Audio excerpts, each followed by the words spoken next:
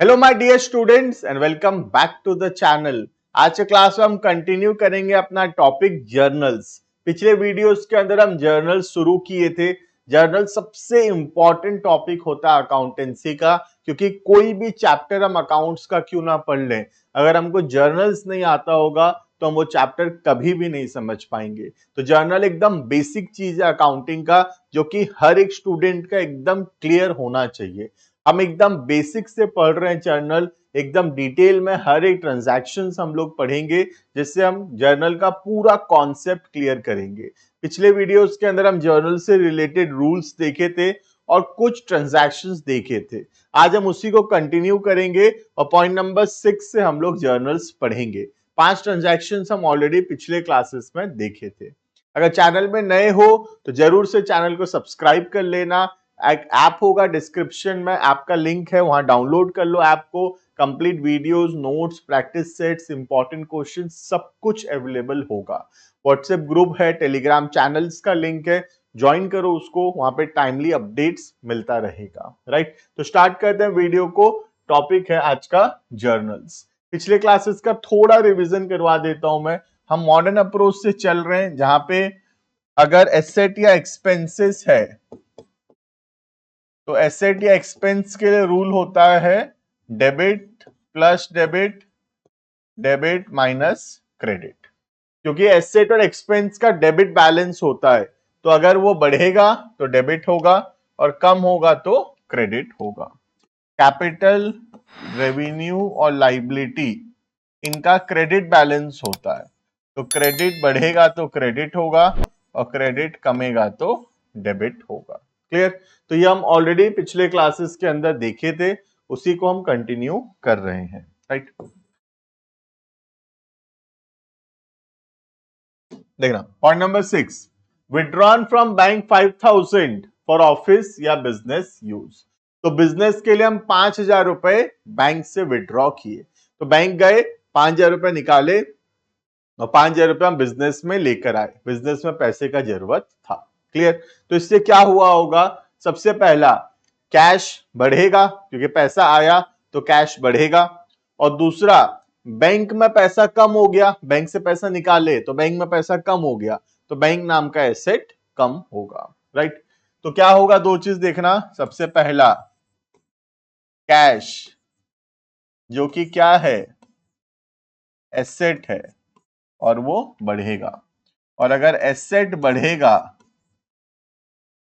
तो it will be debit. और दूसरा, बैंक, बैंक में पैसा कम होगा, बैंक भी एसेट है, अगर वो कम होगा क्रेडिट। क्लियर? तो कैश एसेट है, बढ़ेगा डेबिट, बैंक एसेट है, कमेगा तो क्रेडिट होगा। राइट, नेक्स्ट पॉइंट नंबर 7 देखना, purchase goods worth 10,000 in cash. हम 10,000 का सामान खरीदे कैश में, तो सबसे पहला, कैश कम होगा, पैसा कम होगा, ये तो बेसिक है। उसके अलावा हम गुड्स खरीदे, तो गुड्स खरीदे, तो गुड्स खरीदने को हम लिखते हैं परचेज। परचेज नाम का एक्सपेंस हुआ। ठीक है, हम गुड्स नाम का अकाउंट ओपन नहीं करते, हम क्या करते हैं?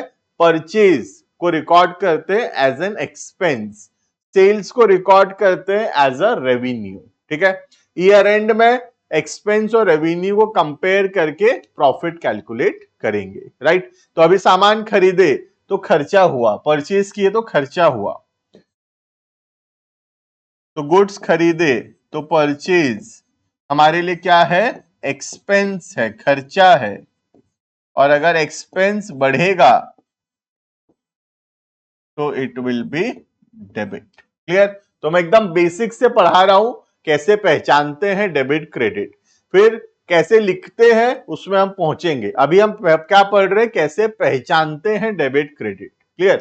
तो परचेज एक्सपेंस है, बढ़ेगा तो डेबिट। दूसरा, कैश, कैश जो है वो क्या है? एसेट है, और एसेट अगर कम होगा तो it will be credit. Clear?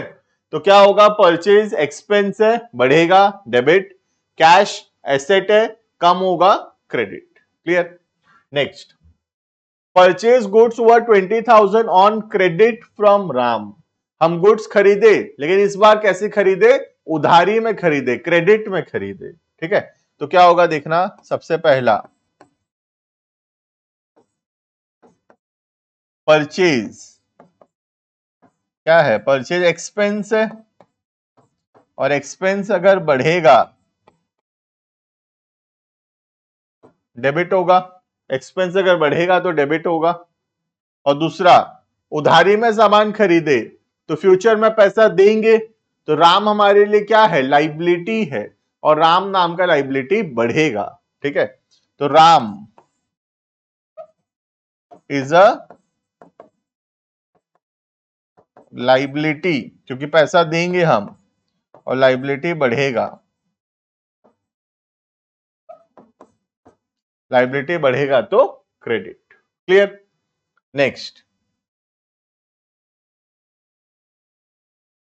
Purchase goods worth 5,000। ध्यान देना, यहां पे बताया नहीं कि इन कैश है या इन क्रेडिट है, ये बताया हुआ नहीं है।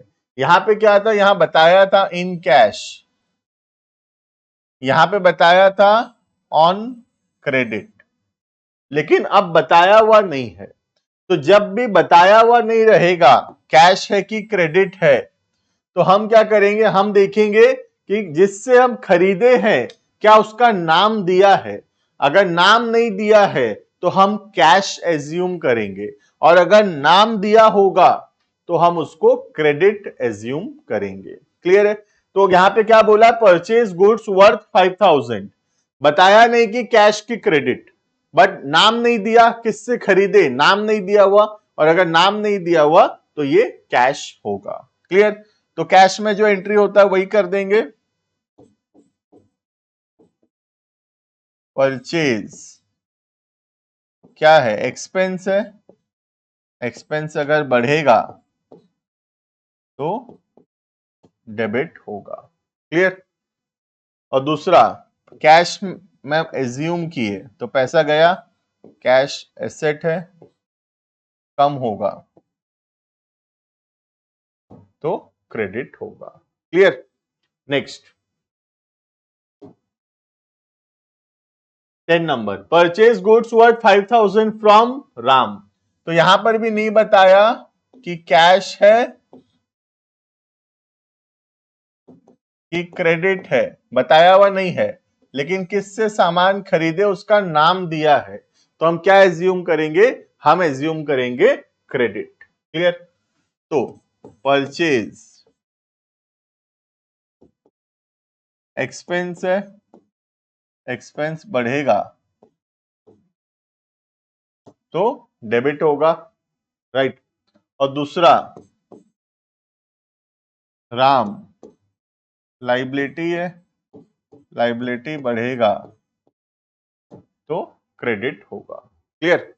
Next, goods worth 2,000 return to Ram. हम राम से जो सामान खरीदे थे उसमें से 2,000 का सामान हम राम को वापस कर दिए। ठीक है, तो एक नया अकाउंट आएगा कॉल्ड एज परचेज रिटर्न। ठीक है, अब ध्यान देना, परचेज हमारे लिए एक्सपेंस है। जब हम सामान खरीदते हैं तो परचेज हमारे लिए एक्सपेंस होगा, लेकिन जब हम सामान वापस करते हैं, खरीदा हुआ सामान रिटर्न करते हैं, तो एक्सपेंस कम होता है। परचेज नाम का जो एक्सपेंस है वो कम हो रहा है। ठीक है, तो परचेज रिटर्न एक्सपेंस को कम करता है, परचेज एक्सपेंस को बढ़ाता है, बट परचेज रिटर्न एक्सपेंस को कम करता है। और अगर एक्सपेंस कम होगा तो it will be credit. Clear? Ram नाम का लाइबिलिटी भी कम होगा। हम राम से जो सामान खरीदे थे, अगर राम को वापस कर देंगे तो राम को पैसा नहीं देना पड़ेगा। तो ये जो 2,000 का सामान हम वापस किए, इसके वजह से राम को हम 2,000 रुपए कम पेमेंट करेंगे। तो राम भी लाइबिलिटी है, और लाइबिलिटी अगर कम होगा तो it will be debit. Clear है ये? Next, point number 12, paid salary 10,000 in cash, हम सैलरी दिए 10,000 कैश में। तो सैलरी क्या है? सैलरी हमारे लिए एक्सपेंस है, ठीक है, salary is a expense. Salary देना क्या है? खर्चा है, एक्सपेंस है। और अगर एक्सपेंस बढ़ेगा तो it will be debit. If the expense increases it will be debit. और दूसरा पैसा दिए तो कैश एसेट है, और एसेट अगर कम होगा तो it will be credit. Clear? Next, point number 13, sold goods for 10,000 in cash, 10,000 का सामान हम बेचे कैश में। तो सामान बेचे तो पैसा आएगा, राइट? तो कैश,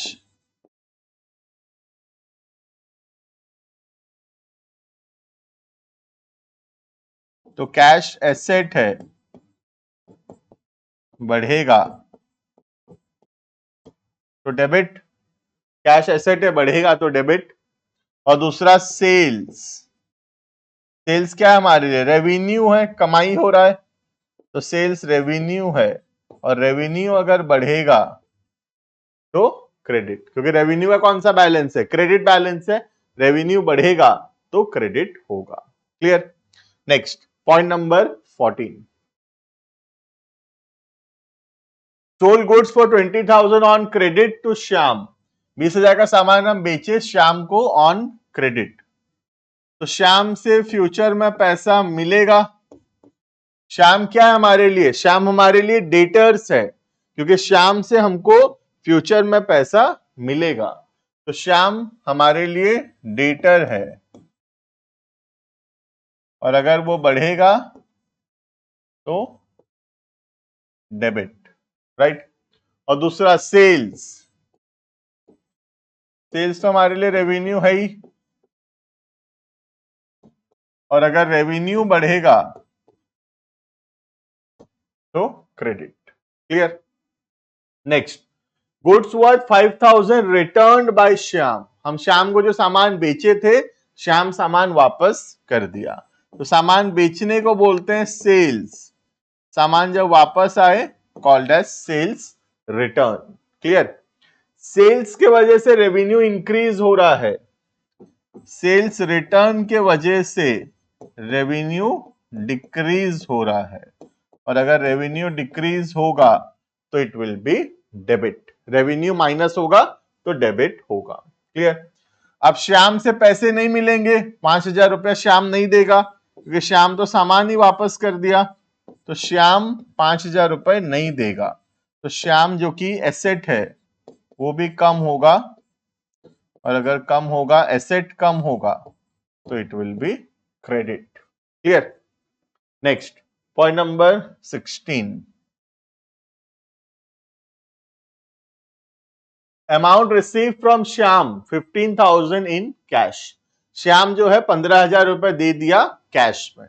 तो श्याम हमारे लिए क्या था? श्याम हमारे लिए डेटर्स था, मतलब एसेट था, और श्याम जो कि एसेट था वो कम हो रहा है।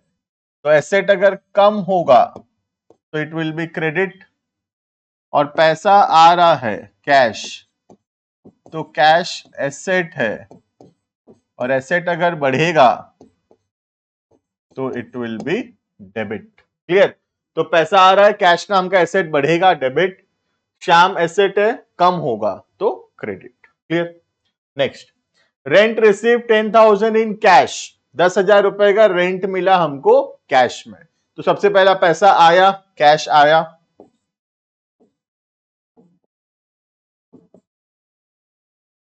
कैश एसेट है, बढ़ेगा तो डेबिट।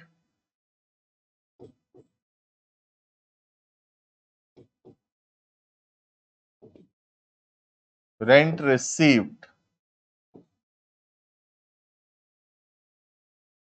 रेवेन्यू है, रेवेन्यू अगर बढ़ेगा तो क्रेडिट। क्लियर? तो पैसा आया, कैश एसेट है, बढ़ेगा डेबिट। रेंट रिसीव्ड रेवेन्यू है, रेवेन्यू बढ़ेगा तो credit. Next, bad debts amounted to 10,000 during the year. Bad debts का मतलब होता है पैसा डूब जाना, नुकसान हो जाना। तो बैड डेट्स हमारे लिए क्या है? बैड डेट्स हमारे लिए एक्सपेंस है, नुकसान है। तो पैसा डूब गया तो bad debt is a expense, और अगर एक्सपेंस बढ़ेगा तो it will be debit, right.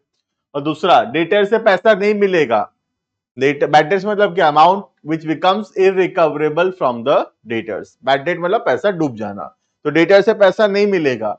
तो डेटर क्या है हमारे लिए? डेटर एसेट है, और अगर एसेट कम होगा, डेटर नाम का एसेट अगर कम होगा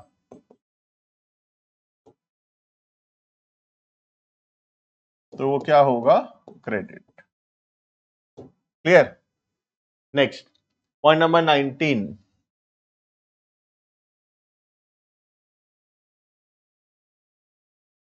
परचेज गुड्स हुआ 10,000, 10% trade discount and 5% cash discount. Trade discount जो होता है वो दिया जाता है जब हम बल्क क्वांटिटी में सामान खरीदते हैं। ट्रेड डिस्काउंट को हम बुक्स ऑफ अकाउंट्स में रिकॉर्ड नहीं करते। लेकिन कैश डिस्काउंट जो है वो दिया जाता है जब हम टाइमली पेमेंट करते हैं या टाइम से पहले पेमेंट करते हैं, और कैश डिस्काउंट को हम बुक्स ऑफ अकाउंट्स में रिकॉर्ड करते हैं। क्लियर?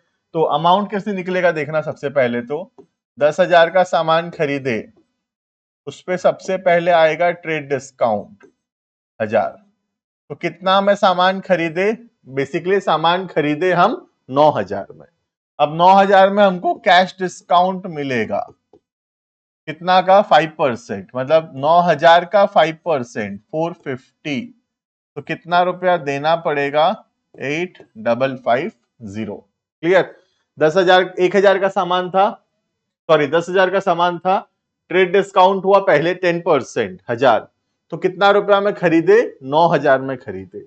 अब 9,000 में 5% का कैश डिस्काउंट, तो 9,000 का 5%, 450 का कैश डिस्काउंट, तो कितना पैसा देंगे? 8,550। क्लियर? अब इसको रिकॉर्ड करेंगे। ट्रेड डिस्काउंट जो होता है उसको हम बुक्स ऑफ अकाउंट्स में रिकॉर्ड नहीं करते। क्लियर? तो हम डायरेक्टली क्या लिखेंगे? हम लिखेंगे परचेज, जो कि एक्सपेंस है। एक्सपेंस बढ़ेगा तो क्या होगा? डेबिट। अमाउंट कितना होगा परचेज का? 9,000। 10,000 नहीं, 9,000 ट्रेड डिस्काउंट माइनस करने के बाद। ठीक है? अब कितना पैसा देना पड़ा? कैश एसेट है, कम होगा, क्रेडिट। कितना पैसा देना पड़ा? 450 रुपए डिस्काउंट होने के बाद कितना पैसा देना पड़ा? 8,550। क्लियर? और तीसरा, हमको डिस्काउंट मिला, कैश डिस्काउंट, तो हम लिखेंगे डिस्काउंट रिसीव्ड, जो कि फायदा का बात है, रेवेन्यू का बात है। और रेवेन्यू अगर बढ़ेगा तो क्रेडिट कितना? 450। क्लियर? तो पहली बार यहां पे 3 अकाउंट आया है, जिसमें एक डेबिट है 9,000 का और 2 तो क्रेडिट है। क्रेडिट मिला के टोटल कितना है? 9,000। क्लियर? तो हम लोग ट्रेड डिस्काउंट को तो रिकॉर्ड करते ही नहीं है, इसको तो रिकॉर्ड करते ही नहीं है, सीधा यहां से रिकॉर्ड करेंगे। क्लियर? नेक्स्ट, सेम, सेल में भी सेम होगा। 20,000 का सामान था, पहले 10% का ट्रेड डिस्काउंट, कितना? 2,000। तो कितना में सेल किए? 18,000।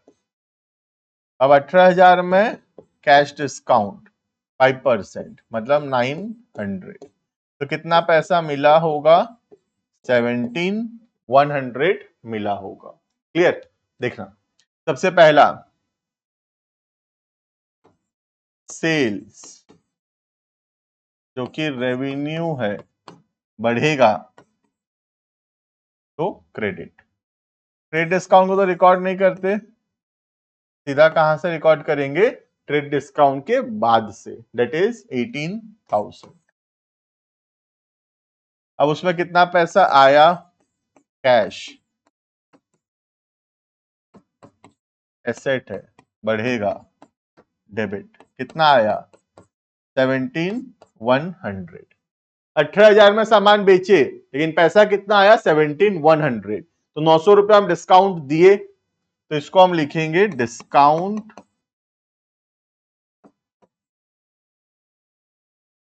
अलाउड। एक्सपेंस है, बढ़ेगा, एक्सपेंस अगर बढ़ेगा तो डेबिट 900। क्लियर। तो एक डेबिट है 18,000, क्रेडिट है 18,000 का, और दो डेबिट है मिला के 18,000। Clear. Last, paid to Ram 9950 in full settlement of 10,000। तो फुल एंड फाइनल सेटलमेंट का मतलब होता है कि हम 10,000 के बदले कितना दिए, सिर्फ 9,950, और जो 50 रुपया है वो इनडायरेक्टली क्या हो गया है, वो हो गया है डिस्काउंट। क्लियर। तो पेड टू राम 9950, तो पैसा गया, कैश एसेट है, कम होगा, तो क्रेडिट अमाउंट कितना होगा 9950, जितना रुपए दिए। 50 रुपए हम कम दिए, तो 50 रुपए का हमको क्या मिला, डिस्काउंट मिला, डिस्काउंट रिसीव, रेवेन्यू है, बढ़ेगा, तो क्रेडिट 50। और राम जो कि हमारे लाइबिलिटी था, लाइबिलिटी कम हो जाएगा, और लाइबिलिटी अगर कम होगा तो डेबिट। अमाउंट कितना होगा, पूरा 10,000। क्लियर। तो फुल एंड फाइनल सेटलमेंट का मतलब होता है जितना पैसा ड्यू था उससे कम में सेटल हुआ, जितना कम हुआ that will be recorded as a discount. Clear. तो this was all about today. हम जर्नल्स को कंटिन्यू कर रहे हैं, जर्नल्स बहुत बड़ा टॉपिक है। अभी आने वाले क्लासेस के अंदर हम पॉइंट नंबर 22 से कंटिन्यू करेंगे। अभी के लिए इतना। Thank you and bye bye.